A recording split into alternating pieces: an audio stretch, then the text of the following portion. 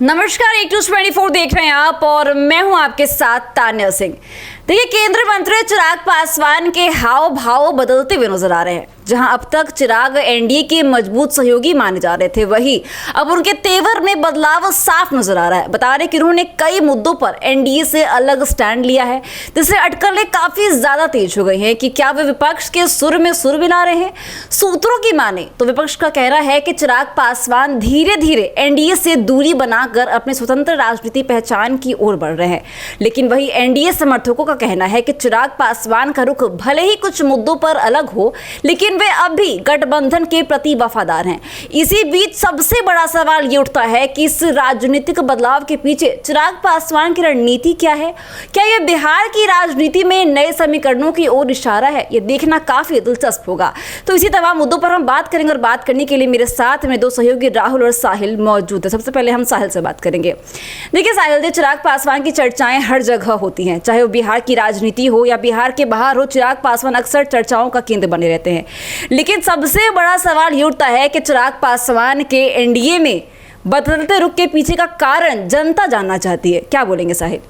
देखिए, चिराग पासवान के बदलते रूप का जो कारण है ना, कि कहा जाता है ना कि जब कम समय में कुछ मिल जाए तो गुमान आ ही जाता है, और जब बहुत कुछ मिल जाए तो अभिमान आ ही जाता है। जी बिल्कुल। 5 गो सीट उनको मिला लोकसभा में, 5 जिता दिए। 100% का आंकड़ा है, तो आकर तो तनी मानी होबे करेगा। केंद्रीय मंत्री भी हैं अब चिराग पासवान जी। और जो लोक जनशक्ति पार्टी रामविलास जो तीतर बीतर हो गई थी, राष्ट्रीय अध्यक्ष बनकर के भले पार्टी का बंटवारा हुआ, अलग हुए, उसको संभाल करके एक जगह किए। अब केंद्रीय मंत्री हैं बीजेपी जैसी, जी हाँ, बड़ी पार्टी के वो हनुमान कहे जाते हैं। मोदी जी खुद कहते हैं चिराग जी हमारे लिए हनुमान है। तो हनुमान समझते हैं ना, पूरा राम का जो है काम वही पार लगाए थे।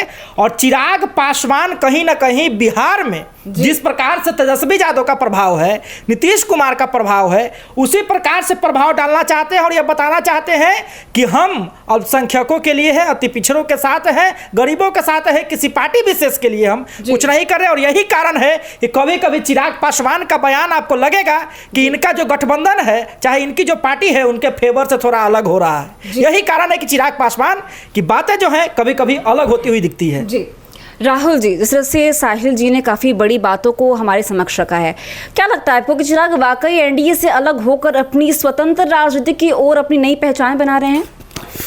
देखिए, अब तो शायद चिराग पासवान पहचान का मोहताज नहीं है। अब अभी जो ट्रेंडिंग समय चल रहा है, जो मौजूदा दौर चल रहा है, उसमें तो अब चिराग पासवान का नाम पहचान बताने की जरूरत नहीं है।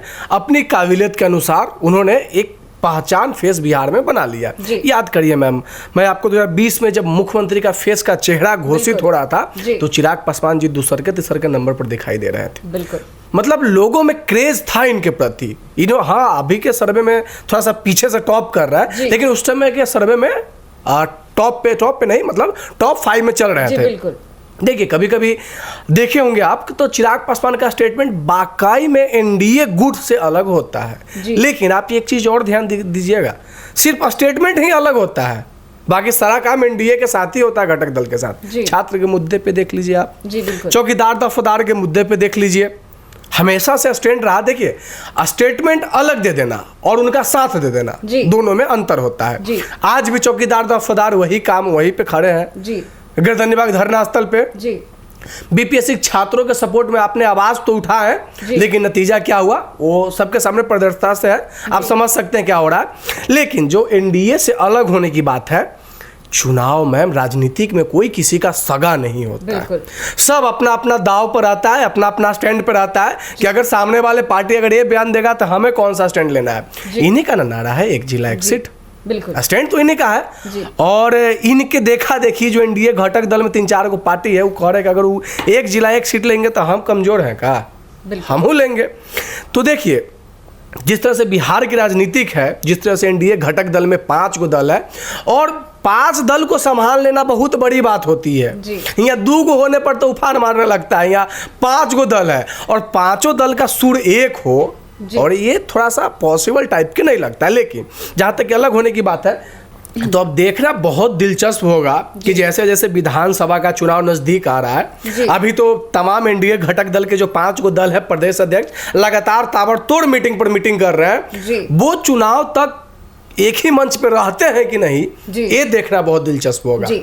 सीट 243 ही है, जी। 5 गो घटक दल है, जी। सबका अपना अपना दावेदारी है। जी। तो दावेदारी जब अपनी अपनी मांग करिएगा तो जी। शायद सुर इधर उधर हो सकता है। जी देखिए साहिल जी, मेरा आपसे सवाल होगा कि चिराग पासवान का जो बदलता रुख है एनडीए की तरफ, क्या लगता है आपको कि बिहार की राजनीति में अब फिर से कोई नया बदलाव देखने को मिल सकता है? देखिए, चिराग पासवान का रुख बदलने का एक और बड़ा कारण है कि आपको याद होगा 2020 का बिहार विधानसभा चुनाव, जी, जिस वक्त जो है रामविलास जी का साथ छूटा था लोक जनशक्ति पार्टी को, जी। और आलम ऐसा था कि चिराग पासवान का एनडीए के साथ समर्थन था उनका, ठीक है, एक भी सीट नहीं दिया था एनडीए उनको, अकेले चुनाव लड़े थे, अकेले। और उसका नतीजा क्या हुआ? नतीजा क्या हुआ? बहुत सारी ऐसी सीटें थी जहां पर अगर एनडीए के कोई भी घटक दल, चाहे जेडीयू हो चाहे बीजेपी हो, अगर हारी थी तो उसमें चिराग पासवान के पार्टी के जो दावेदार थे वो दूसरे या तीसरे नंबर पर रहे थे। जी। चिराग पासवान जब उनको लोकसभा में मौका मिला, 5 में से 5 सीट जीत करके दिए, तो अब वो दावेदारी कर रहे हैं कि हमको भाई हर जिला में अगर एगो सीट चाहिए तो 32 को सीट मांगने की बात कर रहे हैं। जी। अगर चिराग पासवान को सीट नहीं दिया जाता है तो इसमें एनडीए को दिक्कत है। अगर चिराग पासवान अकेले चुनाव लड़ गए तो इसमें या तो जेडीयू को घाटा होगा, जिस प्रकार से पिछली बार हुआ, बिल्कुल बिल्कुल 45-46 पर लाकर के उसको छोड़ दिया गया, या तो जो है बीजेपी को घाटा होगा। तो चिराग पासवान का कहीं ना कहीं प्रभाव है एनडीए में, और इसलिए जो है चिराग पासवान का एक औरा बना हुआ है कि नहीं भाई हमको जो है इतना सीट चाहिए, और अगर नहीं मिलेगा चिराग अलग से लड़ेंगे तो इसमें भी घाटा एनडीए का होगा। एनडीए चाहेगी कि किसी प्रकार से चिराग को साथ ही रखा जाए। देखिए साहिल जी, आपने बात सही की, लेकिन मैं एक चीज़ स्पष्टीकरण कर देना चाहता हूँ। आप 2020 की बात की, 20 में चिराग पासवान का एनडीए का समर्थन था, और एनडीए में समर्थन किसका प्राप्त था? बीजेपी का, क्योंकि उस समय भी जदयू बीजेपी के ही साथ थे। लेकिन इन्होंने जिन जिन सीटों पे अपना कैंडिडेट खड़ा किया, उस सीट का इतिहास उठा के देखिएगा, वो जदयू के अधिकतर सीट जदयू के थे। और दूसरी की बात, उन्होंने अगर सबसे ज़्यादा किसी को घाटा पहुंचाया तो जदयू को सबसे ज़्यादा घाटा पहुंचाने का काम किया, और हल्के में 35 को सीट पर डैमेज किए थे। नहीं तो यही नीतीश जी थे जो 70 पार सीट लाते थे, और 2020 में 43-44 पर ला कर रख दिया। इनका देनदार भी चिराग पासवान जी। और एक और बात स्पष्टीकरण ऐसे समझ लीजिए, अगर इस बार भी चिराग पासवान का डिमांड पूरा नहीं होता है, अगर वो चुनाव लड़ गए तो बड़का भाई से छोटका भाई भी जदयू को बना दिया है, और छोटका भाई से फिर हाफ वाला भाई जदयू को ही बनाएगा। बीजेपी को कुछ घाटा ही नहीं है, क्योंकि अपने आप को बीजेपी का हनुमान कहते हैं, और हनुमान लंका में आग लगा देगा। लेकिन राहुल जी, मेरा एक सवाल आपसे होगा कि जिस तरह से चिराग पासवान एनडीए से जुड़े होने के बावजूद उन्होंने कई बार अलग स्टैंड भी रखा है, क्या लगता है आपको कि ये एक राजनीतिक बदलाव है चिराग पासवान का? देखिए, राजनीतिक बदलाव की बात करते हैं तो स्टेटमेंट अलग रखना और स्टैंड ले लेना, दोनों में अंतर होता है। हमने स्टेटमेंट कर दिया कि नहीं बीपीएससी छात्रों के साथ न्याय होना चाहिए, लेकिन स्टैंड में क्या होता है? नहीं होना ही चाहिए। चिराग पासवान में ऐसा देखे, बस एक स्टेटमेंट देखे। चौकीदार दफादार के मामले पे इनके ही कोई रिलेशन के थे, और उन भारतीय जी प्रेजेंट में जमुई के सांसद हैं, जीजा जी हैं, वो जूस पिला के अनशन को तोड़ दिए। लेकिन अभी तक उनके साथ क्या हुआ? स्टैंड को ले लेना और स्टैंड पे कायम रह जाना, दोनों में अंतर होता है। भले सुर अलग है, लेकिन अभी भी चिराग पासवान एनडीए के हनुमान बन के, और एनडीए देखिए, अगर हम एनडीए की बात करते हैं तो उसमें 5 घटक दल आते हैं।